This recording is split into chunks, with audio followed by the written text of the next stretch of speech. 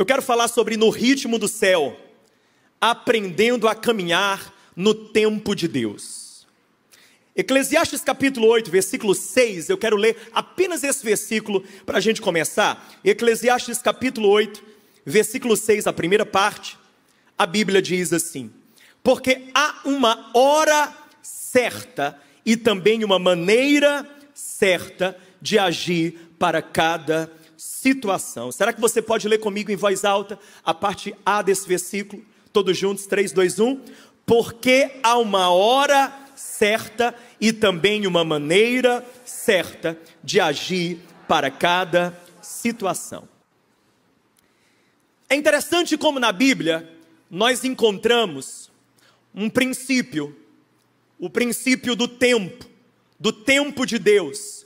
Deus tem um tempo, e Deus nos convida a vivermos de acordo com o tempo dele, de acordo com o ritmo dele. Esse texto de Eclesiastes, ele deixa muito claro que há um tempo adequado e há uma forma certa de agir, de reagir, de se conduzir em cada momento nas nossas vidas. Tem uma expressão no inglês, que eu acho que ela retrata isso muito bem, a expressão timing. O timing. A melhor tradução para timing seria momento oportuno. Timing é ritmo, é o tempo preciso. Por exemplo, no esporte, quem é do esporte vai entender facilmente sobre timing. Porque no esporte, se o cara faz uma jogada, faz um passe, e aquele que recebe está ou adiantado ou atrasado, ou seja, não está no timing certo, ele perde a jogada. Perde de fazer gol. O time perde. Há um prejuízo, porque alguém está fora do timing, ou seja, não está no tempo certo, no tempo adequado. A turma da música entende facilmente também sobre timing, porque fala-se sobre estar no tempo. Às vezes você tem a banda, aí tem um camarada que não ensaiou, e aí tem ele lá fora do tempo, todo mundo sincronizado e está lá ele, fora do tempo, tocando fora do tempo, cantando fora do tempo. O que é isso? É porque não pode nem estar acelerado demais, nem pode estar devagar demais. Há um ponto de equilíbrio, ele tem que estar no timing correto, no tempo certo. A Bíblia fala sobre essa verdade. Por exemplo, eu vejo na vida de Jesus, como Jesus, ele tinha um discernimento muito claro e muito assim adequado do tempo de Deus na vida dele. Quando você encontra Jesus ali no começo ainda, quando o Evangelho de João diz assim, João capítulo 2, versículo 4, lá nas bodas de Caná, Maria chega para Jesus e diz: Jesus, acabou o vinho. E ele olha para ela e diz assim: ei, a minha hora ainda não chegou. O que é que Jesus estava dizendo? Eu estou sintonizado com o ritmo do céu. Eu sei que há um tempo para cada coisa, e não porque essa oportunidade é boa, significa que é uma convocação para eu me manifestar. Não é porque eu posso que eu devo, eu tenho o poder de fazer, mas não necessariamente eu devo fazer. Entenda, Jesus, ele já tinha o poder de operar milagres, mas naquela hora, é como se ele dissesse para Maria: ainda não é o timing, não é o tempo adequado. Você encontra isso em outras passagens do Evangelho de João, por exemplo, João capítulo 7, versículo 30, a Bíblia diz que Jesus, ele fez uma pregação e o sermão não foi bem recebido. O pessoal foi lá atrás de Jesus e eles não conseguiram prender Jesus. Está escrito, eles não conseguiram colocar a mão em Jesus. Jesus conseguiu escapar e está colocado o porquê, porque ainda não era chegada a sua hora. Mas o que é interessante é que mais na frente, quando Jesus, já perto da crucificação, no jardim do Getsêmani, é abordado pelos soldados, ele não resiste, ele não foge, ele não sai pela tangente, ele se entrega, porque ali era diferente, ali já era o tempo. Ou seja, em João 7, Jesus está dizendo: eu não vou entrar nesse confronto, eu vou fugir, eu não vou deixar que eles me levem, porque ainda não é o tempo, eu tenho algumas coisas para cumprir. Mas mais na frente, ele vai dizer, João 12, versículo 23, é chegada a hora para que o Filho do Homem seja glorificado. E Jesus, entendendo que ali era o tempo dele caminhar em direção à cruz, quando abordam ele no Getsêmani, ele não resiste, ele se entrega. Percebe como Jesus tem assim um discernimento muito claro das estações e dos tempos de Deus na vida dele. E ele sabe reagir a cada tempo. Ele sabe ficar 30 anos no anonimato sem uma crise de identidade. Sabendo que é filho de Deus, mas ainda no anonimato. Ele sabe reagir ao tempo em que ele não era conhecido. Ele sabe reagir ao começo do seu ministério. Quando ele começa a fazer milagres, pode perceber isso. Se você lê os evangelhos e lê os milagres de Jesus, você vai notar que, se você pegar em ordem cronológica, os primeiros milagres de Jesus, ele curava, ele fazia um milagre e ele dizia para a pessoa: não conte para ninguém. Porém, mais na frente, ele vai libertar o gadareno e vai dizer o quê? Volta e conta lá para os teus o que te aconteceu. Por que que Jesus muda aqui o procedimento? No começo ele cura, ele faz milagres, mas ele entende que ele não pode ganhar notoriedade ainda, visibilidade ainda. É um tempo de discrição. Esse era o tempo do Pai, essa era a estação daquele momento, de fazer, mas fazer com discrição. Mais na frente não, mais na frente ele já está entendendo, eu tenho que fazer e as pessoas precisam saber, tem que acontecer um rebuliço, tem que acontecer uma agitação. Aí é quando Jesus não esconde mais, aí é quando Jesus é escrachado, é quando ele escreve com letras garrafais: eu sou o Filho do Homem, o Filho de Deus, o Filho de Davi. Você está entendendo? Mas Jesus sabe navegar cada momento. Ele vive sintonizado com o ritmo do céu.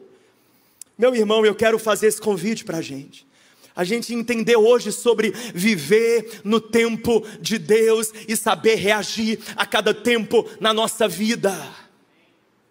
Porque se a gente não souber, a gente vai lutar batalhas erradas, a gente vai entrar em combates errados, a gente vai desperdiçar energia, ou ainda a gente vai perder oportunidades, porque quando deveríamos estar avançando, estamos hesitando. Eu quero falar sobre esse assunto, como discernir os tempos, como discernir cada tempo, o que fazer neles. Há um texto que eu acho muito lindo sobre esse assunto, 1 Crônicas 12:32, fala sobre os filhos de Issacar, e diz assim: os filhos de Issacar eram homens que sabiam discernir os tempos, para que Israel soubesse o que fazer.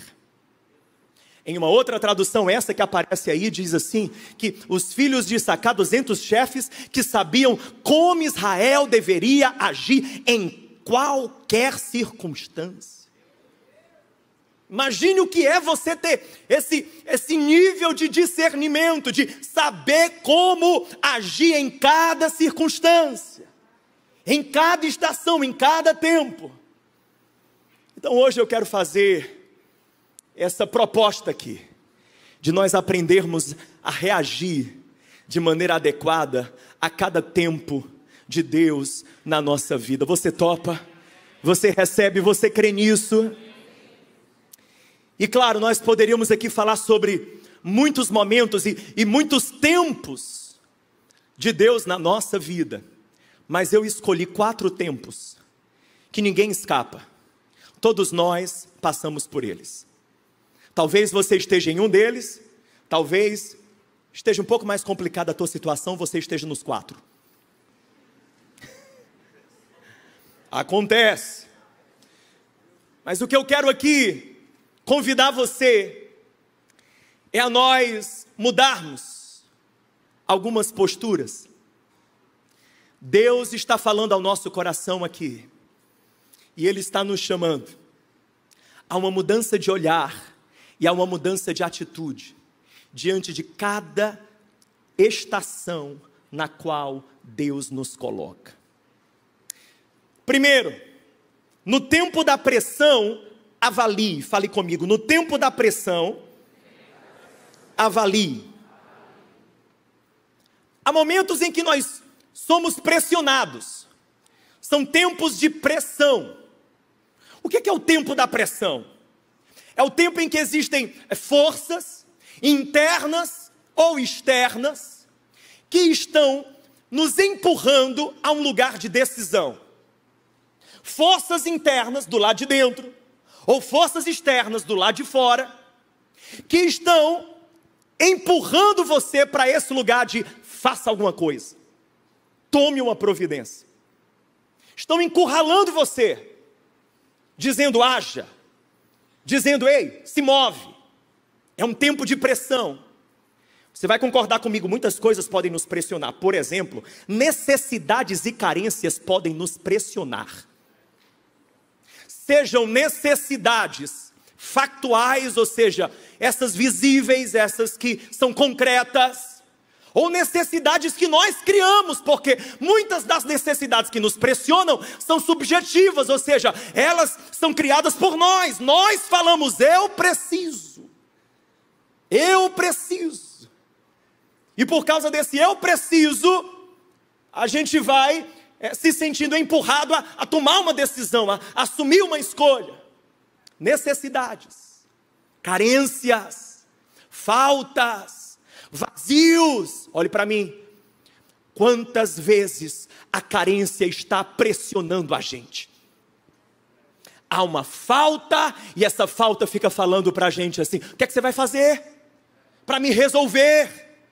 Há um vazio e esse vazio fica dizendo, o que é que você vai fazer para tapar esse buraco, para me preencher? Você não vai fazer nada.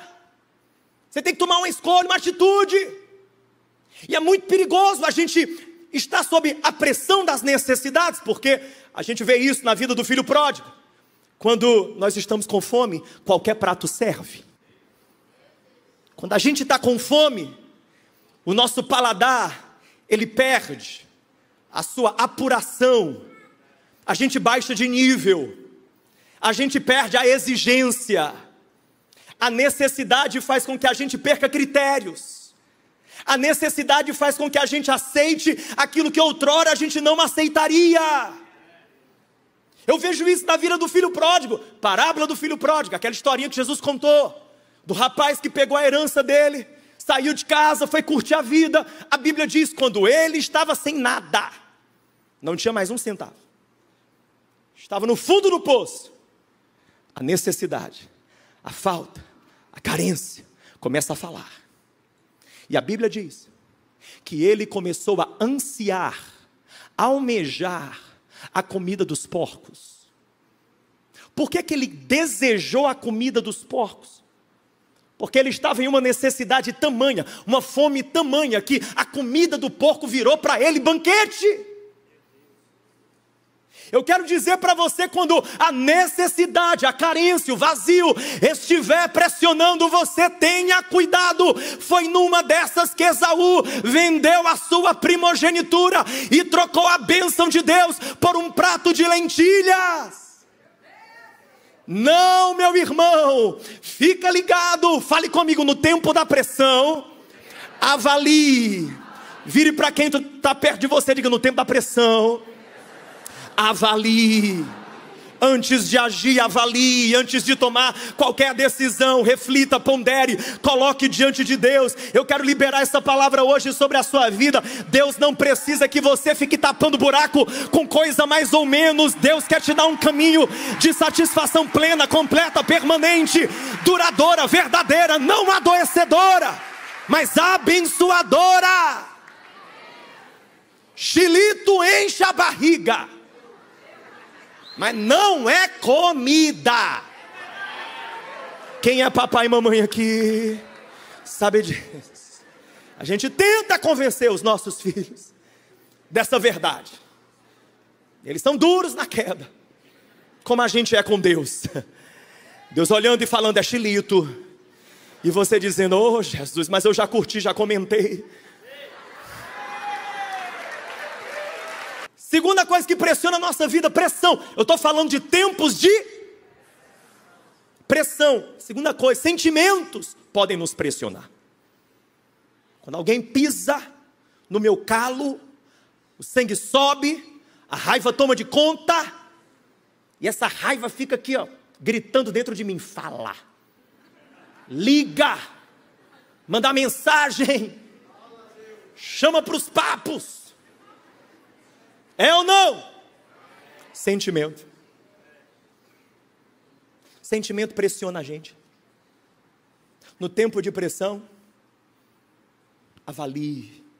A Bíblia diz, Neemias, ele recebeu uma péssima notícia. Jerusalém estava em ruínas. E quando ele sabe daquela notícia, que a sua cidade, o seu lugar e o seu povo estavam destruídos, ele entra em um tempo de profunda angústia. A Bíblia diz que ele chora. Por dias ele chora. Sentimento ali, mexendo com ele. Mas a Bíblia também diz que ele não toma nenhuma providência. Ele não faz nenhum plano. Ele gasta 2 meses orando.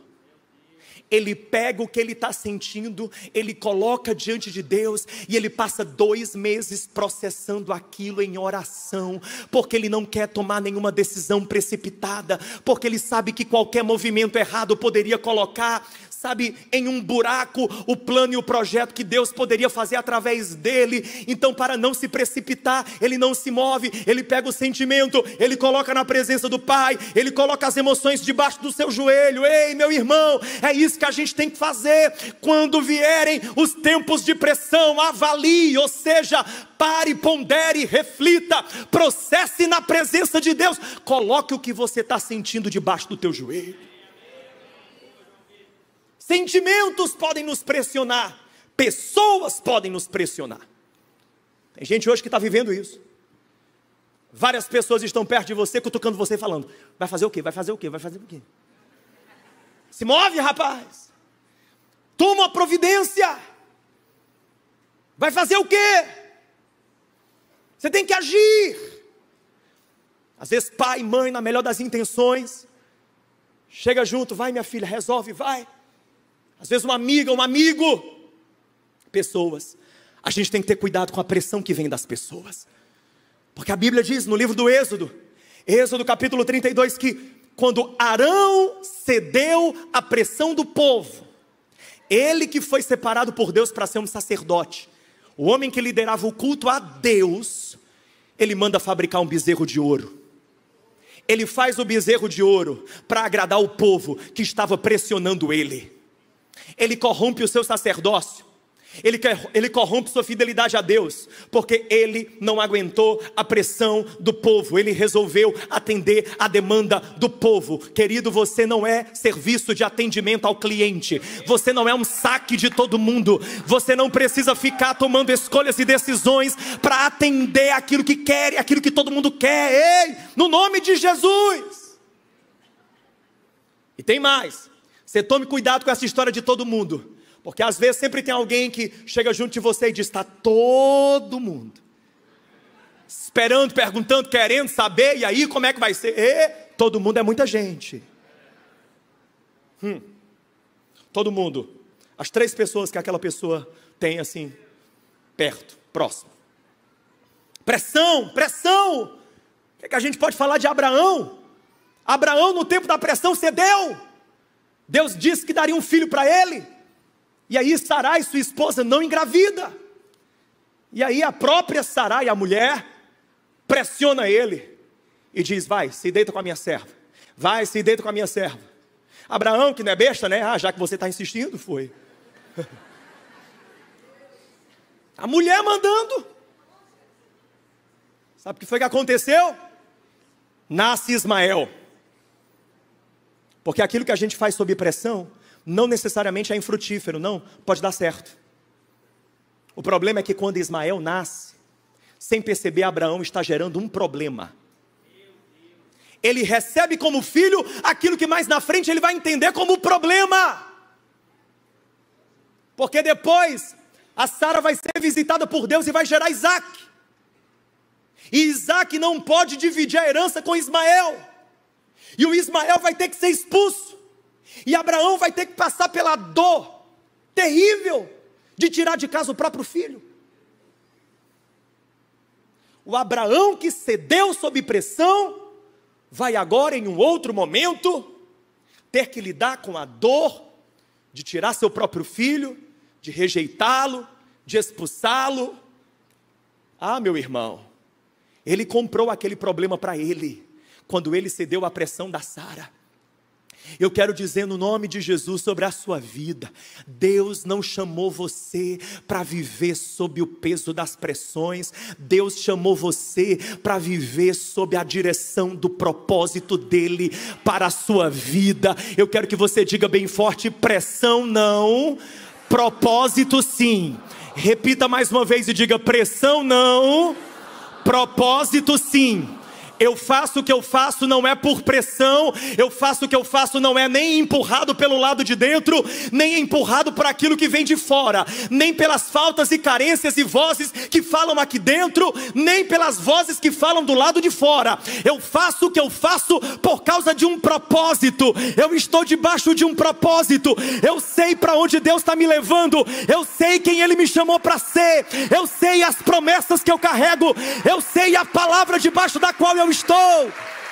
É orientado por isso que eu vou tomar escolhas. No tempo da pressão, não sei o que fazer. Simples. Recue e avalie. Recue e pondere diante de Deus. Provérbios 19:2. Não é bom proceder sem refletir. Segundo tempo, e como agir nele? Eu disse: no tempo da pressão avalie, agora no tempo da provação resista. Tem diferença? Claro. Provação, o que é provação? Vou te falar. Problema é o que você resolve, provação é o que você suporta. O que é provação? Provação é uma circunstância adversa que você não tem poder de mudar. O que é provação? Provação é a fornalha para onde os amigos de Daniel foram levados. Eles tinham como se livrar da fornalha? Eles poderiam abaixar a temperatura da fornalha? Eles tinham como jogar um balde de água lá? Não. Eles só tinham uma opção: aguentar a fornalha. Quando Daniel é jogado na cova dos leões, provação. Ele tinha o que fazer? Ele tinha como resolver? Não. Provação. Provação é a circunstância que você não tem poder sobre ela. Deus permitiu essa situação para você depender dele, para você confiar nele, para você crescer no meio disso. Meu irmão, escute uma coisa: no tempo da provação, resista, só isso. Há pessoas aqui passando por isso. Você está no tempo da provação. Por exemplo, há pessoas na tua vida que você não pode mudar. Pastor, se eu convivo com alguém que eu não posso mudar, o que é que eu faço? Aguente.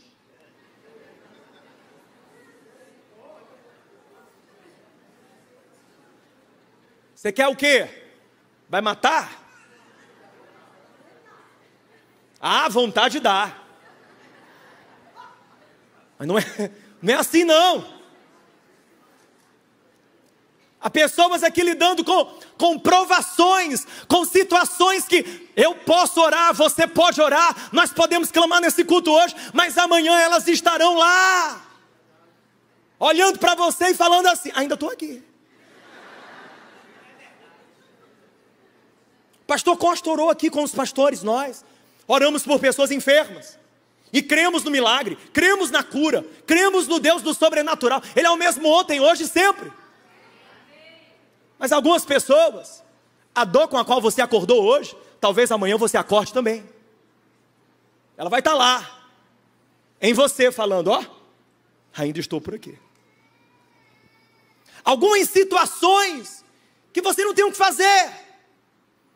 Já tentou tratamento, medicação, não tem o que fazer.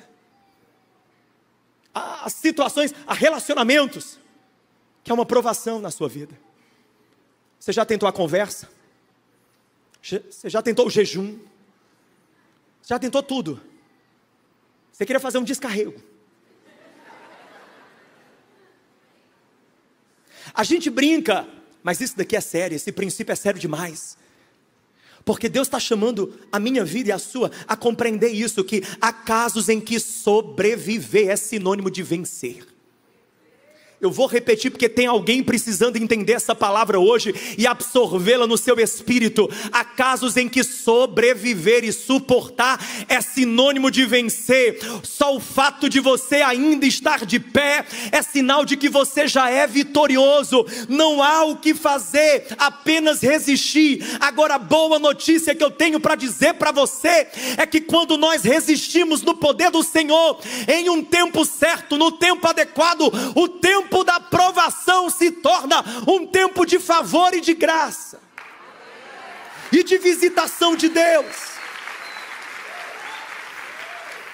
A Bíblia diz, Efésios capítulo 6 coloca isso, e eu amo esse texto de Efésios 6. Ele diz: revistam-se de toda a armadura de Deus. Vou embasar agora, para que vocês possam resistir no dia mau. O que é que ele está dizendo? Ele está dizendo que o dia mau, que é o dia da provação, é o dia, meu amigo, em que a meta, o objetivo é você resistir, aguentar. Existem tempos em sua vida em que são tempos de batalha, tempos de combate, tempos de posicionamento, mas eu estou falando sobre um tempo de provação em que o que Deus pede de você é: filho, aguenta as pontas, filho, suporta, filho, vença em silêncio, aquietai-vos e sabei que eu sou Deus. Fica na posição, simplesmente confia em mim, permanece firme na fé, que eu vou entrar em providência no tempo adequado. Sabe, no tempo da provação, se a gente quer resistir, a gente precisa fazer como Jesus fez no deserto. Quando o diabo chegou até ele e o tentou, está dito que Jesus o resistiu. Mas como? Usando a palavra de Deus. No tempo da provação, se alimente dessa palavra e combata todo medo, combata todo temor, combata toda ansiedade, combata toda dúvida com essa palavra, com as promessas de Deus. No tempo da provação, traga à sua memória aquilo que pode te dar esperança, aquilo que Deus já fez na tua vida. Olhe para trás e se lembre que você tem bagagem com Deus. Olhe para trás e se lembre o quanto Deus já fez na sua vida. E o Deus que foi contigo ontem, Ele pode agir hoje. E Ele certamente estará contigo amanhã. No tempo da provação, segure as pontas e resista. Resista. Há pessoas aqui se perguntando: eu já orei o que eu poderia orar, eu já fiz o que eu poderia fazer, o que é que eu faço mais? Deus está dizendo: permaneça firme, resista. Resista. Fique na minha presença. Como Deus disse a Josafá: permaneça na sua posição e veja o livramento que o Senhor te dará. Há pessoas desperdiçando muito tempo e energia, tentando resolver o que não dá. Sabe uma coisa que não dá para resolver? A opinião das pessoas a teu respeito. Você que está perdendo tempo com calúnia, com fofoca, com difamação, com hater. Hater não está aberto à conversa, não está aberto a diálogo. Você está perdendo energia tentando mudar a opinião de gente que não se importa contigo e que transforma você em assunto. Esquece. É tempo de provação. Resista. Resista. Teus frutos falarão mais alto. A mão de Deus sobre a tua vida é o que contará. E no tempo propício, Deus te respaldará. Tua verdadeira essência será manifesta. O teu projeto e a tua obra será aprovada, como está sendo. E todos verão se é ouro ou se é palha. Se tem Cristo como fundamento e a pedra angular, a casa vai ficar de pé e todo mundo vai saber que a mão do Senhor é contigo. E não há quem possa contra aqueles que estão debaixo da mão de Deus. Então segura as pontas, resiste, ó. Fica quieto, fica em Deus, fica confiante no Senhor. Entrega para Deus, entrega para Deus. Resolve, é suficiente. Terceiro, no tempo da espera, prepare-se. No tempo da pressão, você precisa avaliar. No tempo da provação, resista. No tempo da espera, prepare-se. Há tempos em nossa vida que são de espera. A gente sente o cheiro de algo novo vindo. Quando a gente sente o cheiro de uma colheita vindo. Talvez você hoje está aqui nesse lugar, você já consegue perceber, ver sinais de movimentos de Deus, de janelas e portas de Deus sendo abertas mais na frente para você. Você já consegue sentir o aroma de algo novo. Estou na sala de espera. Na espera, não fique parado, não fique passivo, prepare-se. Na espera você não tem uma clareza total e absoluta, ainda não tem. É tempo de você buscar em Deus, afinar a sua visão. Na espera você ainda não tem todas as confirmações ou toda a convicção necessária. Na espera, portanto, é necessário que você busque a presença de Deus, a oração, a palavra, de tal maneira que cresça dentro de você algo importantíssimo para a nossa vida, que é uma certeza inabalável. É uma convicção interior profunda gerada por Deus. Toda pessoa que quer viver para os propósitos de Deus precisa disso. Porque quando chega o tempo da oportunidade e do favor, não pense você que isso é sem batalhas e sem conflitos, não. Vem também os gigantes, vem também as situações problemáticas, mas você tem uma certeza, você tem uma convicção, tem algo, sabe, escrito dentro de você. Você diz: eu sei, Deus foi quem me levantou, Deus foi quem me disse, Deus foi quem me orientou, Deus foi quem me enviou aqui, foi Deus que me direcionou a isso. Nós precisamos disso, dessa convicção dentro de nós. No tempo da espera nós precisamos que isso seja gerado. Prepare-se. No tempo da espera, prepare-se. No tempo da espera, cresça. Cresça para baixo antes de crescer para cima. Aprofunde suas raízes. Busque maturidade espiritual. No tempo da espera, meu irmão, aprenda novas competências, alargue suas capacidades. No tempo da espera, ganhe o tamanho do seu futuro. No tempo da espera, prepare-se. Por último, enquanto o louvor retorna, nós vamos orar. Existe o tempo da pressão. Nele, avalie. No tempo da provação, resista. No tempo da espera, prepare-se, cresça. Mas por último, no tempo de agir, avance sem medo. A Bíblia diz, quando Deus falou com Josué, Josué capítulo 1, versículo 2, Deus disse assim para ele, e entenda aqui o contexto. Josué tinha caminhado com Moisés pelo deserto durante anos e anos. Ele foi o fiel servidor de Moisés.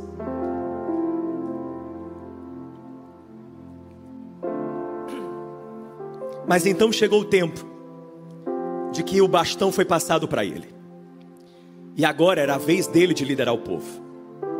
E Deus disse assim para ele: levanta-te, pois esta é a tua missão, e nós estaremos contigo. Levanta-te, levanta-te, disse o Senhor para ele. Levanta-te, ou como diz na tradição aqui, na tradução, projetada, você e todo este povo preparem-se para atravessar o rio Jordão. Ali era o tempo de agir. E eu quero encerrar com isso. Enquanto as luzes se apagam, nós vamos orar sobre isso. Há pessoas aqui que estão vivendo esse tempo, o tempo de agir. Deus tem dado sinais, e eu quero que você fique atento aos sinais que quem sabe Deus tem dado. Existem momentos em que o semáforo de Deus é acionado e o verde fica muito claro. Por exemplo, existe uma paz e uma convicção profunda dentro de você, a certeza inabalável que eu falei. Há algo que grita muito claramente dentro de você, dizendo vai, dizendo faça, dizendo levanta-te, cruza o Jordão. A visão não está mais embaçada como antes, ela está clara. Você subiu o monte como fez Moisés e recebeu até as métricas do tabernáculo, até as medidas. Tá tudo claro. Deus te deu clareza, Deus te deu convicção. Existem confirmações após confirmações. Há um senso de urgência dentro de você. Não há ansiedade, não há dúvida, talvez um pouco de medo, mas não há dúvida. Há um senso de urgência. Medo sim, mas dúvida não, porque Deus tem falado, tem dito de maneira clara ao teu coração: vai, agora sobe, cruza esse Jordão, como Deus fez com Paulo, quando deu a Paulo uma visão, um sonho, e colocou nesse sonho um homem da Macedônia dizendo: vem Paulo, vem para cá. E quando Paulo acorda, ele entende, é Deus. Ele falou de maneira clara: eu tenho que mudar de geografia, eu tenho que ir, meu ministério agora é lá, na Macedônia. Deus está deixando claro, Deus está falando, e Deus está dizendo para você: dê passos de fé, mesmo sem ter todas as respostas. Dê passos de fé, mesmo sem ter a compreensão do quadro todo. Dê passos de fé, mesmo sem ter todos os recursos que você gostaria de ter para começar.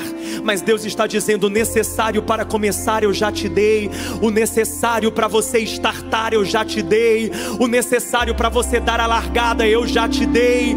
Talvez há algo dentro de você, sabe, bagunçando o teu interior, porque está dizendo: ei, você não tem o suficiente para completar. Mas Deus está dizendo: ei, você não precisa do suficiente para completar, não. Eu já te dei o necessário para começar. Comece, que o resto eu vou suprindo ao longo do caminho. Deus não supre a gente que tem ideia, Deus supre a pessoas que têm atitude. Você dá um passo de obediência, Deus honra. Você dá um passo de obediência, Deus provê. Você dá um passo de obediência, Deus está dizendo para pessoas aqui, eu falo no Espírito no nome de Jesus. Há pessoas que estão aqui nesse lugar, Deus já tem dito, Deus já tem falado, é hora de agir. A capa foi jogada para você, Eliseu, pega e avança. A palavra já foi dita para você, Simão Pedro: larga as redes, porque eu te fiz um pescador de homens. No tempo de agir, com todo medo, com toda questão que for. Ah, meu irmão, dê um passo, dê um passo, dê um passo, dê um passo, dê um passo de fé. Deus não se move, meu irmão, por necessidade. Deus, Ele responde à fé. Ele responde à fé. Oh, Espírito Santo de Deus, há um tempo, para cada tempo há um jeito, para cada tempo há um posicionamento. Estás no tempo da pressão. Não, meu irmão, não deixa as emoções te guiarem. Coloca o que você está sentindo debaixo do teu joelho. Pessoas aqui não vão ser mais guiadas pela carência nem pelo vazio. Eu quero profetizar: pessoas aqui não vão mais tomar escolhas por causa da pressão, seja interna ou dos outros. Você vai pausar, avaliar, e Deus vai te dar a direção e a graça de ter a paciência para viver cada etapa da jornada, porque Deus vai te preparando com o processo. Deus está te preparando a cada etapa, a cada processo. Deus não dá Ferrari para filho de 5 anos. Deus ensina primeiro você a ser gente, a ser grande, a ser maduro, a saber dirigir, a saber administrar. Deus está te ensinando a mordomia no pouco, para que você seja um bom mordomo do muito. Oh, Espírito Santo de Deus, eu quero dizer, você que está em tempo de provação, o diabo está dizendo para você: essa eu peguei, esse eu traguei, esse eu vou quebrar. Mas o céu está dizendo aqui nessa noite: esse eu vou levantar, eu vou sustentar, eu vou animar, eu vou amparar, eu vou segurar, eu vou ungir, eu vou mantê-lo de pé. Oh, meu irmão, eu quero dizer sobre a sua vida, você que está vivendo em um tempo de situações que tem chegado até você, em que Deus tem dito: será que você não percebe que é espera? Que é para você aguardar, mas não aguarda parado, não. Aguarda criando raízes, aguarda aumentando de envergadura. É um tempo de refino, é um tempo de capacitação, é um tempo de conexões importantes, é um tempo de humildade, de sentar com quem pode te ensinar, te instruir. É um tempo de preparação. Se é espera, prepare-se. Se é espera, prepare-se. Se é espera, Deus está dizendo: você não vai esperar parado, você vai esperar sendo moldado. Se é um tempo de agir, se há um Jordão que Ele está dizendo: levanta-te e cruza. Aleluia! Não hesite. Se Ele está dizendo: levanta-te e cruza, vai.